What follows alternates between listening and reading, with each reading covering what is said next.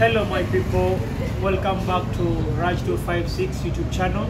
I'm so grateful to have you today, and for my subscribers, thank you, and for those who always watch my content, I really appreciate. And for my returning subscribers, do the best. As today you can see, I'm in a very nice environment, as you can see in the background, but today I have a very sad story. I'm going to meet one of my brother called Yusuf. He works with Delta TV and he's a content creator. His YouTube channel is called Across Uganda. With me here is Yusuf. Brother, how are you? I'm okay. You're most welcome. Alhamdulillah. How have you been? Not really bad, just that it is a situation that is going on that is making me a little bad, but generally I'm okay. Hi guys, as I've told you, it's called MC Sites or MC Yusuf. He works with Delta TV. It is a TV station based in Uganda, and at the same time he's a content creator. So how has been your journey as a TV presenter, as a content creator? Generally it is a fun journey, yeah, but with a lot of challenges. First of all, you know, as a journalist, don't expect things to come straight like the way you want it. Yeah. There are lots of challenges that you happen to face. The fact that you're meeting a lot of people, actually different people, there is a lot of challenge. Like you have to learn to deal with different people, because different people, different approach. Different people, different approach. Yes, different people, different approach. And then some people, I should say, they have attitude. So as a journalist, you have to learn how to control all that. Yes, you have to know when to react, when not to. You have to know when you are supposed to say something and when you're supposed to keep quiet. Yeah, just to make everyone, like to accommodate everyone. That is what I should say. Hi guys, you've just heard from him. That is the kind of challenges he faces. But here today, there is a serious issue that we need to digest, and there is a serious issue that the public or the world needs to know about. He has a brother who has been imprisoned in Qatar for 25 years. Brother, sentenced to 25 years. To help someone who is watching us right now, 25 years is equivalent to life imprisonment, because according to the scientists, there is no way a person can spend 25 years in prison and then you come out live. Yeah, you cannot come out, because according to the way these prisons are built, there's a lot of AC. So for them, they say it is either 25 years or life imprisonment. So if you say 25 years, a person there watching us may think it is just 1, 2, 3, 4, 5, 10, 25 years.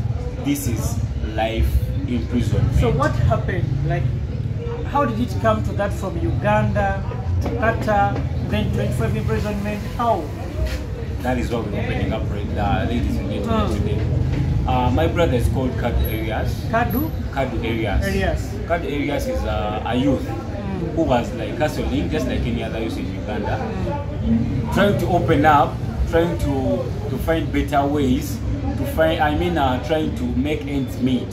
So in that like way, any youth yes, who like get something to do, because we all know that we need something to do, yes, so that we can match with the cost of living. Yeah, the fact that Uganda is expensive, you cannot live without a job. So my brother, just like any other person, he was sketching for a job. Then he landed into a lady who was, the lady was an old friend of ours. She's called Bridget. Bridget. Yes, Bridget used to work with Equity Bank. Them days, just like these days, she left. So when she was working with Equity Bank, I happened to bump into her after some good time. You knew Bridget before? I knew Bridget before because we were living, actually we were cowmates. We were staying in Kamocha both, and we were neighbors. That is how we got to know each other. So we connected up. But due to changes in life, somewhere, somehow, we separated ways. Everyone went their own way. I pursued another career, and then she also went to bank. So that time I was going to make some deposits in Equity Bank. That is Energy Center branch. Yes, in Kampala. Yes, in Kampala. Yeah. I bumped into Bridget. She was working there. I was so glad to meet an old friend working in a bank in a position. That's right, yes. For us, when you bump into someone in a bank, you cannot tell their position. But then the excitement that because already that person is working in the bank. You see, we all know that the perception that we as Africans, that someone who is working in a bank is well off. Is well off. He has money. Yes. Is of good status. She or he has made it in life. So when I bumped into Bridget, I told her about a brother. I have a brother of mine who wasn't doing anything. So I opened up to Bridget. I told her, okay, I have a brother at home who's not doing anything. Were you staying with him in Kampala or somewhere? Or he was in village? He was on and off. Yes. Some days he was staying with me, some days not with me, because he was living with my mom and then me. Me, I'm in town, and then my mom is in the town. Yes. So he would do like division, here, there, here, there.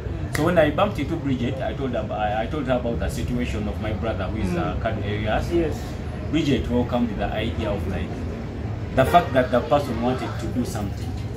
So Bridget opened up. Welcomed the idea. She told me what she can do. You know, when someone to help Kaddo, ready to help my brother. So she was ready to help your brother. Yes. Actually, I thought me as a person, since they were opening up accounts, I found some people opening up accounts. I told Bridget, you know, even if it is not like real banking, I think he can do this. He can be opening up accounts for people who are coming. Yes. So Bridget told me to send him the brother. I mean to send her the brother. The contact for the brother? No. Like himself? The brother himself. Yes. I went home. I talked to him about it. He liked it so much. Because he was eager, he was looking for a job. He made all ways to find Bridget. They met. But then when they met, actually on the very first day after their meeting, he didn't tell me what they talked about. But as time went on, I asked him about what they talked about. Me, I thought it was... So you just connected them and then you left them? Because me in my mind, I thought they were going to open up accounts just like I found other people doing. Yes. So that is what I had. That is why I didn't even take time to follow it up, to find out what he was going to do. But then after some time, I told him, what did Bridget say? Yes. Bridget is going to connect me to some people that they have some connections in outside countries, that he was going to work as a delivery boy in Qatar. So Bridget told Kaddo that there is a job in Qatar. In Qatar. So I asked my bro, that okay, the connection is there, that is so good, and we will all love it. The fact that you're going to work for I know, yes. And we know the costs that come with working, actually going abroad. But then when I asked him about the finances and everything, the cost implications, he told me, Bridget is going to work on that. On everything? Yes. That visa, ticket?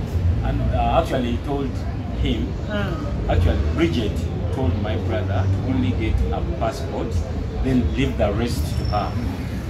And he fought tooth and nail to get a passport. Yes.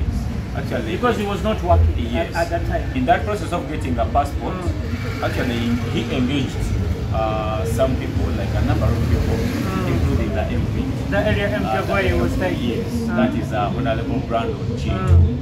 That is the of Kakuma? Yes, Kakuma, yes. So he also helped him somehow to raise the money for getting the passport. When he got the passport, straight away you couldn't even wait. He told about, actually he bragged about it, telling everyone how he was going abroad. A lot of people knew about it, my mom, me, myself, and then some friends. So a day came, he got the knowledge of like contacting the area MP, of which the area MP was also positive about it. Yes. So they helped him, different people, including me and then the mom, like different people helped him like get the passport. He got the passport. After getting the passport, he went back to Bridget. Immediately after getting it? Because the excitement, that was the reason as to why he was looking for the passport. Yes. After getting it. Because Bridget told him to get only the passport. Just the passport. Then the rest Bridget will handle. So when he got it, he had to run to Bridget. Bridget did whatever he did. Then the day of going came. That day, he left home so early. He left me in bed. Actually, me, I didn't even see. You didn't even... Were you about... Did you know when he was going to move out? Actually, I just knew because he told me a night before. that he was going to travel the following day. Of course, I did. Just like you gave it a green light. Yes, because this is what we were looking for. Yes, true, yeah. To see a brother working. So, and I'm also abroad. Yes, I was calm about it. I was happy. I said, God, this is. People normally escort their people when they are going abroad. Did you do that? I did do that because it was going to be in my mind. Okay, it wasn't like that. But I thought Bridget was going to take everything because you trusted an old friend. I trusted Bridget so much, and then the fact that I was doing something, I had to report at work early in the morning. So before I got out of bed, he did before me. He packed. Actually, he showered. He packed. I didn't even see what he packed, but what I knew is he packed bags, polythene bags, that the evening before. So he packed his clothes in a polythene bag. Yes, he had two. He never had even a suitcase or what? He had a backpack and then 2 polythene bags. So he left. He just said bye. Then I told him all the best for him. I know, I know that feeling when you. I hugged him very well, and then I said, all the best. You can do it. It was the last time you saw your brother. Make us proud. God make us proud. God make your mama proud. God make your sisters proud. Everyone. Everyone as a family. So he left. Me, I went back to bed because it was so early. It took us time. Actually, before him getting back to me after reaching in Qatar, for us we thought maybe it is just a lack of communication. The fact that he was in a new country, maybe there was no. We know that. So where was he going to get his flight from? And this is this is right. When he left, he went to meet Bridget. Yes. So there was losing communication. From that moment, yes, he left. From that moment, it took me 2 months to hear him again. But for us, we thought it is maybe being that he's in a new environment. So you didn't bother to look for Bridget to find out? No, we were talking, me and Bridget, we were talking. And then Bridget was like, everything is okay, you get. So when she told me that, I was also certain about everything. Because I trusted Bridget so much, being the fact that she was an old friend and a village mate. I trusted the word. But then after 2 months, I got a call from him. He told me... From Kaddo? Yes, from Kaddo Erias. Only to find out that he was in prison. That was so after 2 months? Yes. The after last 2 months call of no communication. Yes. The first call you received? The communication I received again after him leaving Uganda, he was in prison.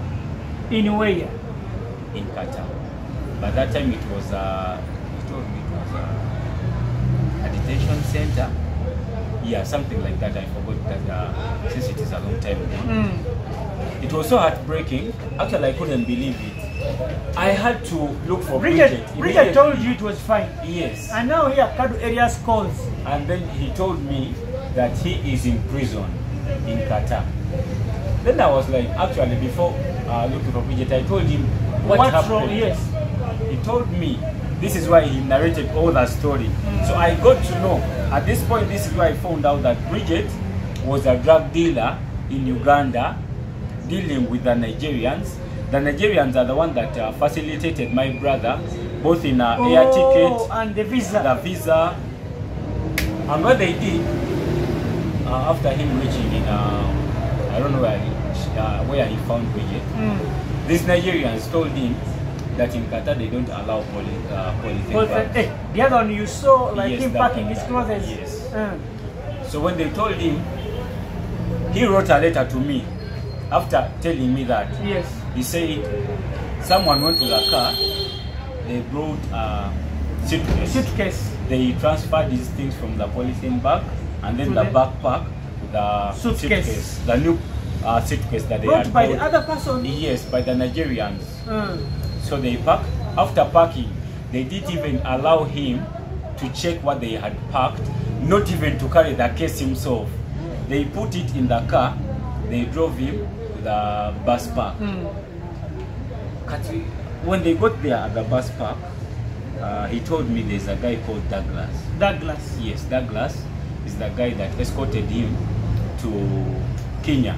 Oh, because he never boarded from Entebbe. He didn't use Entebbe airport. They went Kenya. To Kenya after like doing everything. Yes. They made sure they escort him till the time of boarding.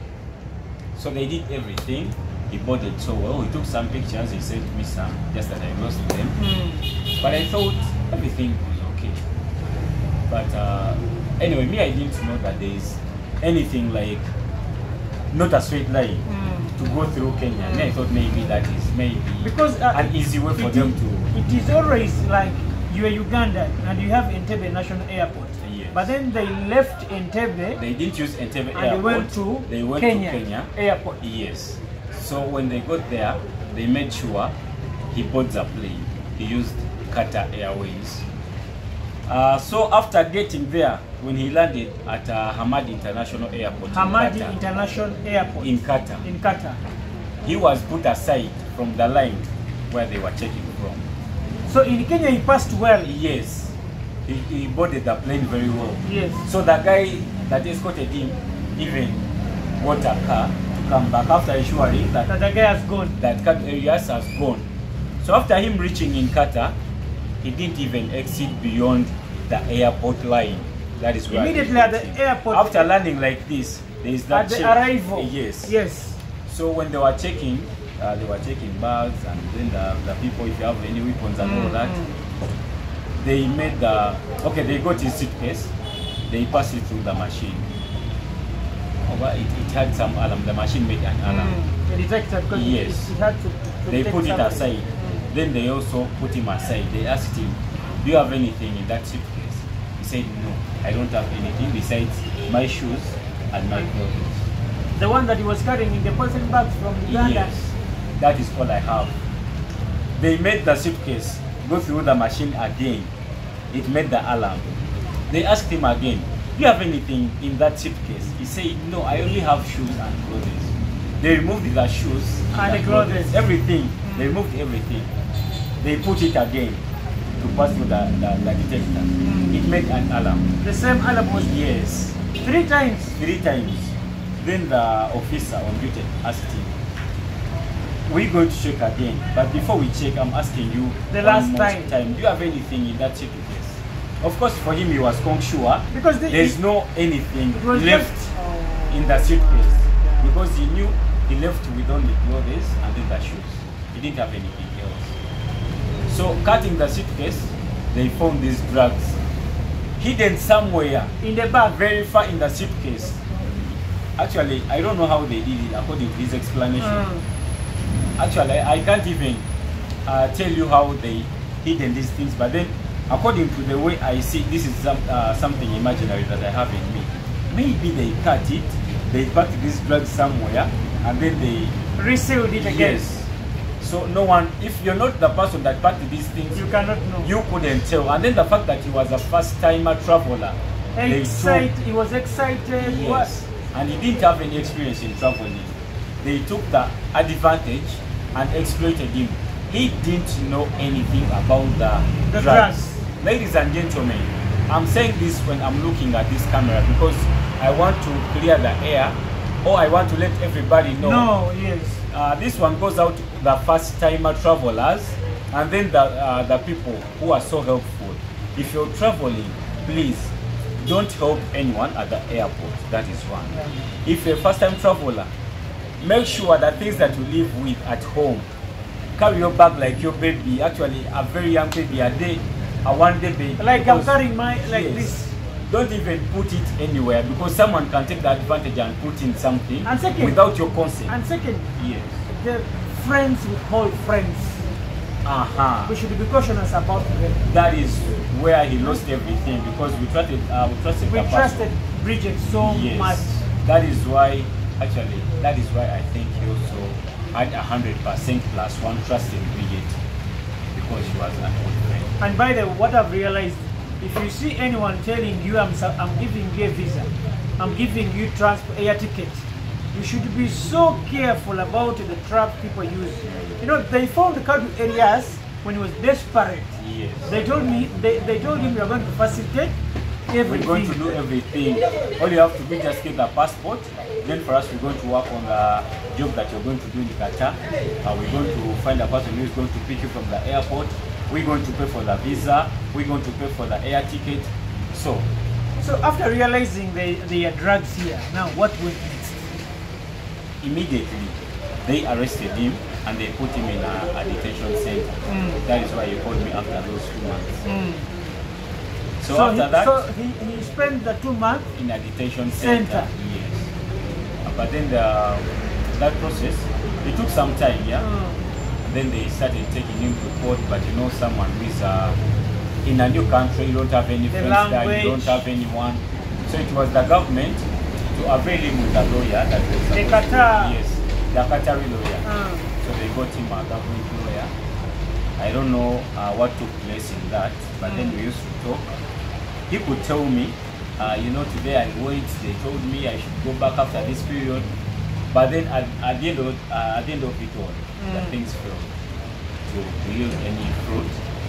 He was sentenced to 25 years imprisonment. That is equivalent. This is life imprisonment. Because for them they say, actually they say it both ways. They say 25 years life imprisonment. So I have a brother, ladies and gentlemen, I have a brother who is sentenced to a life imprisonment in a foreign country. In a foreign country after possessing or being tricked. Yes, okay, he was used, we should say. He was used to carry drugs to Qatar.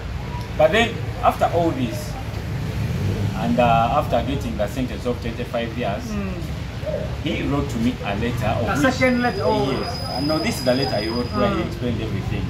I want to read it to everyone. At least, let me try to share it. I know whether I'll share it to you and you put it up. Yeah, it is okay, I will.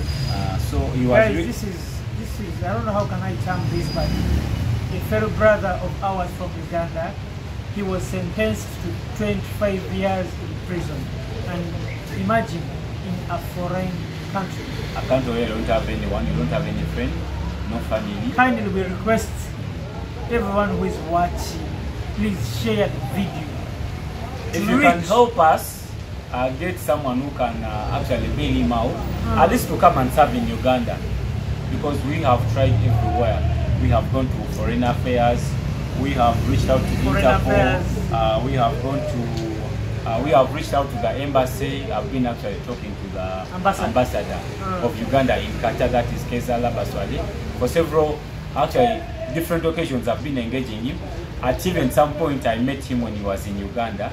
We happened to meet up, and then he told me that I was supposed to engage the area MP so that we can arrest Bridget and the Nigerians, and a group of Nigerians who are drug dealers. Of course, I'm not sure whether it is only my brother. There might be so many people suffering because of them. Actually, I've never met these people, these Nigerians, because I met, there were four Nigerians and then Bridget herself. We had a meeting. After me getting the call that he was arrested, I engaged Bridget to find out what happened. Then Bridget was like, you know, someone pretending as if they don't know anything. Me, I don't know. I thought the guy is very fine because. Then I asked him, have you been talking to him to find out the way he's fine? And remember, she told you that he's fine. Yes. So after telling me that, me, I don't know what happened, but I know he was safe. Then I told him, you can't tell me that my brother is safe when he's in prison. Okay. After you finding out that he's in prison, what are you going to do now? He told me, okay, we're going to organize a meeting and you meet these Nigerians and you happen to talk to them. She organized the meeting. Yes. Confirming even she knew the Nigerian guys. She know them very well. It is not a group of 1, 2, 3 people. It's a big group of Nigerians, actually drug dealers. In Uganda. Based in Kansanga, because that is where they don't have that specific office, but they are always in Kansanga. Actually, one of them used to own that bar. It was called Kasiba. Kasiba in Kansanga. In Kansanga. but it is now a different name. It was maybe sold, I don't know, but it used to be Casper. It used to be for those guys. So she was organizing the meeting, you to meet the Nigerians. Yes. And was it positive? There wasn't anything helpful in the meeting, because when I met them, I told them about the situation. You know what they told me? They are not even going to imprison him for so long, because this Qatar government doesn't have enough food to feed someone for over 5 years. So what we're going to do, are we going to find ways of helping your mother and then the kids, because he has 2 wives and then 3 kids. So that is all responsibility in my name right now. So they accepted. They knew what they had done. For them they knew. And actually, after them knowing, they didn't. There was no anyone that was going to receive my bro, because the police didn't allow him to know whether there was someone who was going to pick him. The police. This is the some of the things that he wrote in the letter. The police didn't wait to see who was going to receive him. The police did not detect or try to check the fingerprint on the drugs. For them, what they did was arrest and detain the person without taking any extra measures. There you have a point. The Qatar government, it would have taken time. At least take the initiative. The fingerprint. Check out the fingerprints, yes. If not so, at least wait for someone who is going to receive that person. Because he was a first-time traveler. He didn't know anyone. He don't have a friend there. No house, no what. Why don't you wait for that person, at least to be received by the host? Because we all know that if you're going somewhere, there is a person that waiting is for you. Yes, at the airport. But for them, they didn't consider that. All they took in their mind was to arrest this person. He's a criminal, so they yes. just They didn't actually. Let me read all this. But before I read this, so guys, in the meeting with the Bridget and the Nigerians, I told him about the responsibility my bro left behind, and then I asked them who is going to take the responsibility, because he had 3 kids and 2 wives. Are you going to tell me that these responsibilities are now on me? They were like, no, we're going to sort that out, because it is me and my brother who are helping our mom. She's not working, so it is upon us to help her. So this is now all responsibility coming to only one person, that is me. So when I told them about it, this is so sad, guys. They told me, we're going to find ways. I told them which ways I'm going to find. They said, we're going to maybe get a motorcycle, and this motorcycle is going to be helping the mom. Then I was like, okay, the mom is sorted in that way. That is if you happen to fulfill whatever you say. Then they said, the rest we're going to do, we're going to find ways after finding out the time that is going to spend in prison. That is taking over the responsibility for the kids and then the wives. Okay, I got the idea that since we weren't aware about the time that he was going to be given, we thought maybe to take 1 year, or 6 months. 3 years, something like that. Maximum we thought 2 years. So I chilled to wait for their actions, because they told me they were going to buy a... So you give them time? Yes. When I gave them this time, actually they lied about everything. They never did anything. Not even getting the school fees to pay for any of the kids. Or even helping the mom? No. They have never taken any initiative to help any of the, either the wives or the children or the mom, for my brother. So everything was a lie. So guys, this is a sad story that, you know, when you hear it, you break down, to be honest. But what I emphasize, someone who is watching, kindly please share the video. Let this video go to all departments responsible, to the Qatar government, to everyone, to any Arab, even King Salman of Saudi Arabia. Please, if you see this video, please, kindly just come in. If you can help us and tag the Interpol, because the Interpol are aware about this. The Foreign Affairs is aware about this. The Embassy of Uganda in Qatar is aware of this. Ministry of Gender is aware of this. Like, we've made this reach out to different ministries, because when you have a problem, you can't just cry alone, or you don't just sit in comfort zone and wait for God to help you. God helps those ones that are helping themselves. I have me and a group of friends and family, we have made the initiative to reach out to all the responsible ministries in Uganda, and in Qatar. In Qatar, okay. In Qatar now we say the ambassador. Yes, the ambassadors are actually the entire embassy. When I've tried to talk to him, and then he told me at a certain point that he's going to send someone to visit him, my brother. But has he ever? No one has ever gone there. But for on different occasions, I've been engaging him so much. Actually, it's the one that he gave us. So, my brother Yusuf, you prepare, we first read the letter that our brother who is in prison, Kaddo Erias, that wrote to us. Because when I say us, I mean the Ugandans, yes, and everyone who is not in that prison. This is his cry he made. He wrote it to me. You can be audible. That is Yusuf. He put my telephone number. Actually, I'll share it. Yeah, I can see it. Let me first show them. So this is the letter, guys. This is the letter that is going to read. So the letter says, Kaddo Erias from Department of Reformatory and Penalty Institution, Doha, Qatar. Reference requesting for help in reviewing my case. He's calling at least for those people who are responsible. If you like, they can bring back the case and review it. So after putting that, he said, my name is Kaddo Erias, a Ugandan who was arrested at Hamad International Airport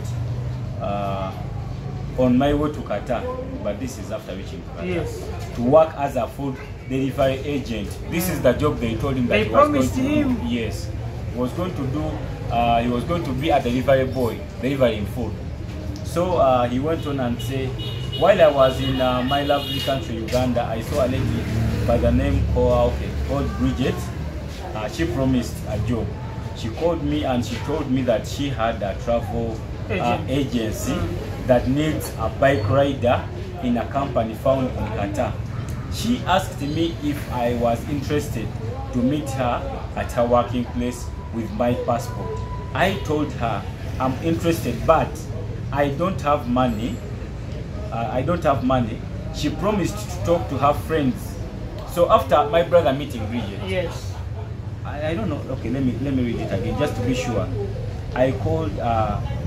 She called me and told me that she had a travel. Okay, Bridget called my brother and told him he has a travel agency that needs a motorbiker, a rider, to work as a delivery boy. So my brother told Bridget, I don't have money. Bridget decided to facilitate everything, like to represent. Yes. So the letter goes on. To meet her at working place with my passport, I told her I'm interested, but I don't have money. She promised to talk to her friends and see whether they can give me a favor to pay when I start working, as the company in Qatar was going to pay for both my visa and the air ticket. So my brother talked to Bridget. Bridget told my brother that she was going to talk to her friends. Yes. To see whether they can help him. Then for him, he will pay when he starts working. Yes, after starting work. Yes. But it was the company that it was going to give him the visa. It was the company that it was going to pay for the visa and the air ticket. So the people at the airport didn't look at this, but it is also here. At least they would have taken the initiative to find out who sent him the visa. But they didn't look at that. That is also another question. Who sent him the visa? Who invited him to come to Qatar? All these loopholes. Yes, that they were supposed to be at least used as evidence to find out. Because this is a first-time traveler, he has never been there. And by the way, you even can his know passport, it has only one stamp. Yes, it is the very first passport. I mean the very first visa in his passport. Yes. So after some few days, she called me and she told me that the friends agreed on the condition that I will pay when I start working. So Bridget talked to the friends and they accepted. Yes, that Kaddo Erias will pay the money after starting work. I accepted the offer and she told me that I will be traveling in 2 days. After all this, Bridget had to sort everything in these 2 days to look for the friends who are going to help him. And then and the visa, everything was put in place in just 2 days. So after that, I accepted the offer. Okay. After 2 days, she asked me to go to her office so that she drops me at the bus park to Kenya.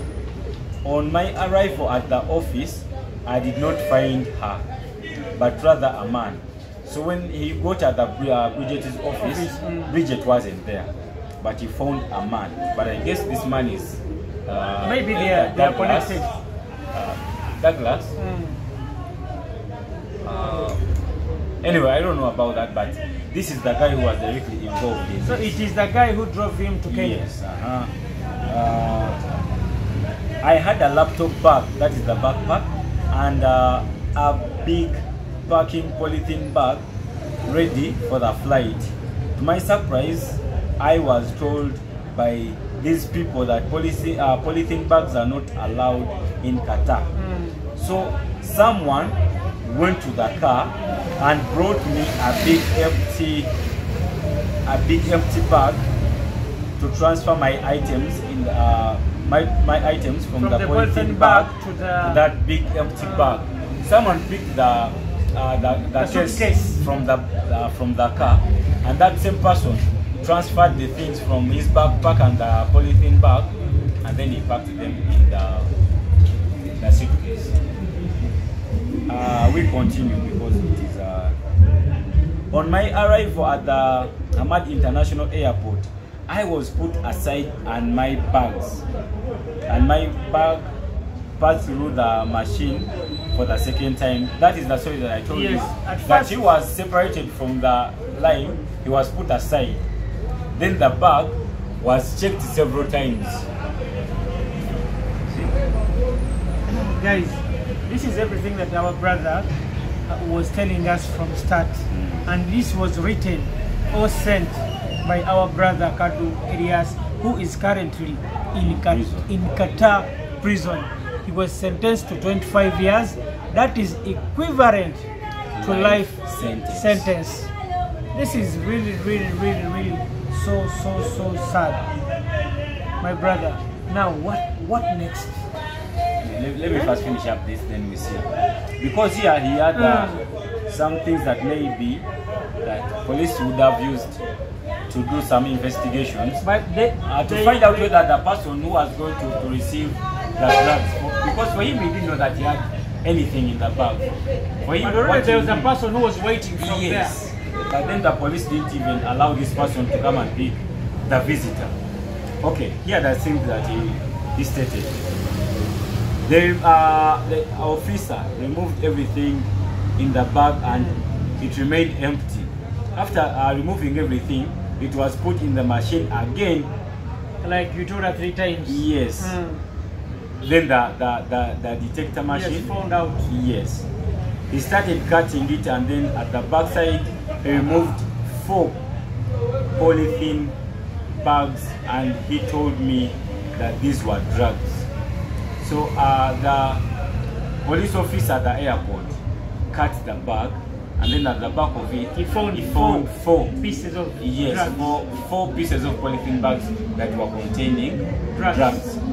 They told him, "You're carrying drugs." For him, he didn't know. So it is this officer telling him that you know that you have drugs in your suitcase. We continue. From there, I was taken to Duhel Detention Center, where I attended the court, and they got a sentence of 25 years. I was told by the people that if I was told by this person that if I told them the fact, they were going to let me go back to my country. There were so many loopholes that would have been looked at. 1, the fingerprint on the drugs. 2nd, the visa. Who sent him the visa or the invitation to come to Qatar? 3rd, the person who was going to receive him from the airport. All these were being neglected by Qatar police officers. Yes, brother, we continue. So, here are the things that he told us. Okay, here are the things that he stated. Maybe they would have taken under consideration to find out what was the truth. Okay, let me see. Where? Okay, here we continue. I was at sentenced to 5 years. I was told by these people that if I happen to tell them the truth, they will let me go back to my country. I told them, everything that I'm telling you is the truth. After they sent me in, after him telling them all this, they sent him to Qatar Central Jail in Department of Reformatory and Penalty Institution. That is where I happened to write this letter from. So he continues, though I'm to blame that I unknowingly brought in drugs, I think the punishment is too big, especially when there are points of consideration that the security personnel should have used to determine my unknowing involvement. For example, so here are the examples. Number one, I think the company or the person that got me the visa was to be questioned. Yes. But the police didn't look at this. They didn't look at the person who was the person who sent him the visa. Yes, that is one. Number two, the police would arrest the person to pick me. At least they would have waited for a little while who is that person to see the person who was going to come and pick him from the airport. But they did consider that as well. That is number two. Number three, my WhatsApp conversation with the lady. That's the WhatsApp conversation that is between my brother Kaddo Erias and Bridget, because it was a long story that they didn't discuss in just a single night. It took them days or weeks or months, I don't know. But then they would have also considered this because he had the phone. At least police would have used this WhatsApp chat at least to check his authenticity of what he was saying to carry the drugs. So that was my WhatsApp conversation with the lady would also prove a point. Number four, while I am in prison, I was told that they can check for fingerprints on the drugs. At least police knows this because this is a person, a fellow prisoner or a mate, telling him that, you know what, a police can use the drugs to check the fingerprints. By the way, this is so vital. And at least you would have taken. And it is not too late. These evidences they are kept somewhere. Yes. They can even go now and check his fingerprint and the fingerprints on the drugs. Yes. Whereby they did not have my fingerprints. These drugs didn't have any single fingerprint from my brother because he didn't know about the possession of the drugs. It is these Nigerians and then the friends of Bridget that carried the drugs and then they impacted them without his consent. I told you that. Yeah. So while I'm in prison, okay, this is something that I'm just saying. Given the above points, I think the police would find my unknowing involvement, hence a lesser punishment. So the punishment would have been maybe the person just carrying the drugs from this country, Uganda, to Qatar. But the fact that unknowing, at least it would have been a fair punishment. But then just out of nowhere, without considering even these points, all these points, actually there were so many points to look at before they sentenced this person to a life imprisonment, because this is someone's life. This is someone's life that you're putting at stake. Who is innocent? Someone who is innocent. Someone who has people to look up to. Someone who was looking for ways to find ends meet. Someone who was looking for life. Because if you have kids, you have wives, you have your mom to take care of, you have to look for different ways of earning so that you can maybe take charge of all this. So this is a first-time traveler that came to your country, possessing the drugs unknowingly, but you, after like finding out the person who was possessing the drugs, you didn't look at these points that we that he mentioned. Yes, yeah, he mentioned here. But for a police, professional police, I know you can consider all this, because even an ordinary person can see this, that a police can use it just to check someone's innocence. At least you would have checked the fingerprints. If that one fails, go and yes, you had the phone. Because I had the phone. The police had everything. Actually, they had everything. You would have at least checked the WhatsApp chat that they had between him and the lady, that is Bridget. Thirdly, the visa guy. Yes, the person who sent him the visa. Fourth, at least you would have waited for the person to come and pick him and receive him. Yes, because this is a person that didn't know anyone in that country. So that means there was someone who was going to come and pick him from the airport, maybe to take him home, because they had to receive this. Like all these are points that you're supposed to look at. My brother, in his cry, is crying out at least to call back this case for review. Reviewed, yes. Actually, to open up to you, our dear viewers, and anyone who is watching us, whether in Uganda, in Qatar, or any country, if you can come in and intervene, help us, please. Because here we're looking for help. We have tried for all this time. It is now 2 years. But we have spent all the money. Just to tell you the fact about this case, I've almost sold off everything to rescue my brother. But all I fall into is con men, people who are just going to tell me, we need money, this money, this money. But they do nothing. They don't help you in any way. Actually, someone told me that we need to hire a lawyer from Qatar. But then that time they told me that I had almost lost everything. Because you had no NSC point. I have put up everything. I have put my life at stake for my brother to come out, because me, I know very well that he is innocent. And then the fact that I talked to these guys, because they know what they do. Yes, for them they know, and they know that my brother didn't know anything about it. Actually, they told me this is coming back to everyone that has a person who maybe somewhere will look for a job, desperate, like travel. I said desperate, desperate like my brother was. These guys told me that they wanted him to be sentenced. Okay, they thought maybe they knew already. Yes, they knew. So what they were looking for is him to go to the central jail, and then they start doing business. They told me from inside, point blank. They told me this. They said what? They were looking for his sentence so that they can start doing business.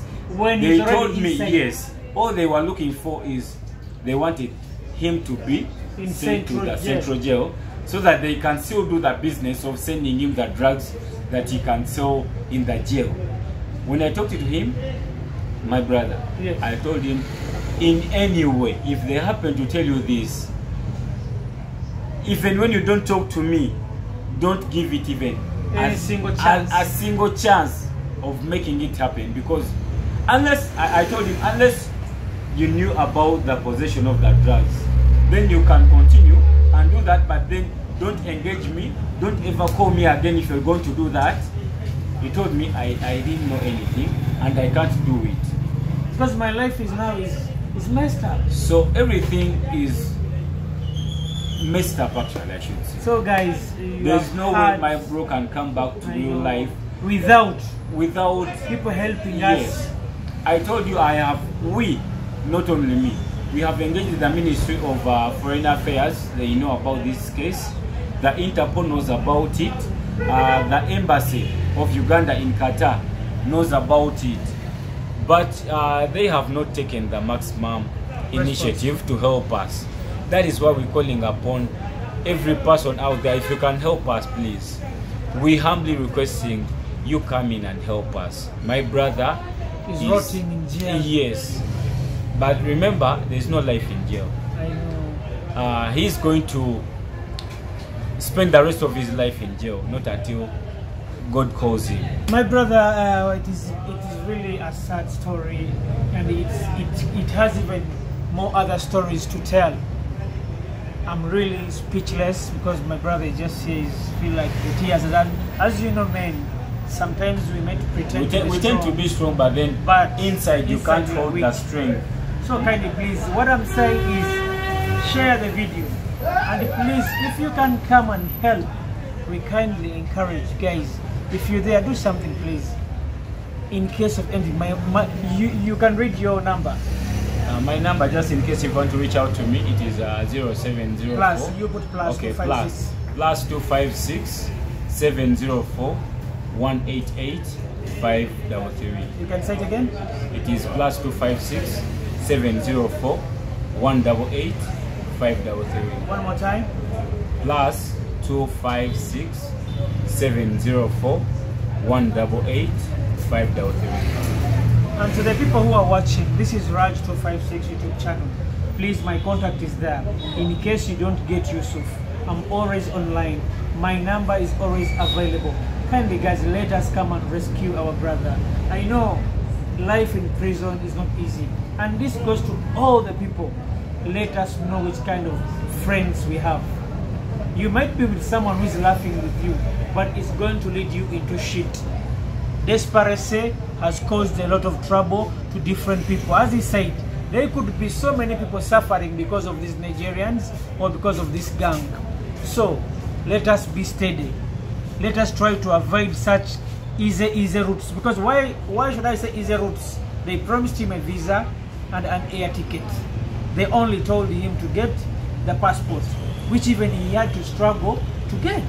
So guys, please share the video. I'm kindly requesting, share the video to reach to Qatar government, Saudi Arabia government, and everywhere, please, kindly, because we need you. We are on our knees. We need to save our innocent brother, Kaddo Erias, who is rotting in Qatar prisons.